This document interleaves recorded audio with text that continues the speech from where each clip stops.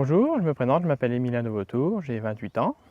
On s'est installé sur la commune de Contres en maraîchage l'année dernière, au mois de juin. Nous sommes en cours de conversion sur notre terrain à Contres. Il y a quelques mois, on a rencontré Michel Chassé, élu sur la commune de Fougères-sur-Bièvre, qui nous a proposé les terrains de la commune pour pouvoir cultiver des légumes de façon biologique cette année. Pour le moment, nous vendons nos produits exclusivement à la ferme et nous faisons aussi quelques paniers sur la ville de Blois. Mais nous avons pour projet d'investir le marché de Fougères-sur-Bièvre et nous travaillons avec la commune sur la création d'un petit marché sur la ville de Tenay. Merci Emilien de nous recevoir sur sa ferme. Et pour notre territoire, j'ai le plaisir de présenter aujourd'hui un jeune agriculteur qui vient de s'installer à Cornilly.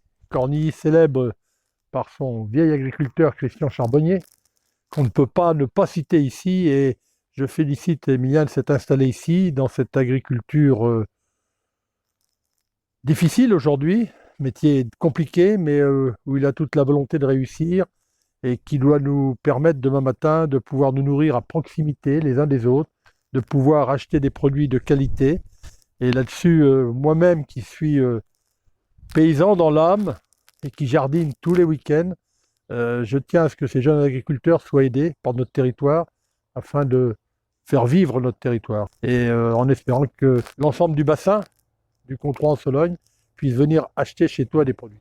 Et donc on l'a choisi parce que c'est important qu'un jeune agriculteur vienne s'installer sur notre territoire. C'est important qu'un jeune agriculteur vienne ici pour refaire vivre des terres qui aujourd'hui étaient non cultivées. Il disparaît à peu près 80 000 hectares par an de terres agricoles, c'est-à-dire l'équivalent d'un terrain de football. Et un terrain de football, je sais ce que ça représente.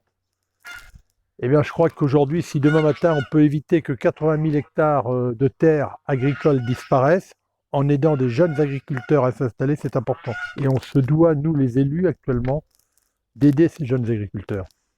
Et puis en plus, je dirais que son mode de vente à la ferme, très prisé aujourd'hui, où enfin l'ensemble des habitants d'un territoire se rendent compte qu'il est quand même plus facile, ou si ce n'est pas plus facile, il est plus important de faire vivre les jeunes agriculteurs en payant le juste prix. Le juste prix. La preuve aujourd'hui, ce matin je regardais la télévision, le gel important fait que demain matin, dans le cadre du gel, nos agriculteurs vont vendre très peu de fruits et nos intermédiaires vont gagner beaucoup d'argent.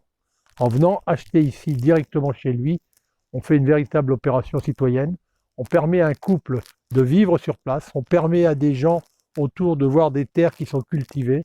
Et donc il est important aujourd'hui de venir acheter ici à la ferme auprès d'Emilien et de faire travailler cette exploitation. On peut être fier que ce garçon ait choisi notre territoire.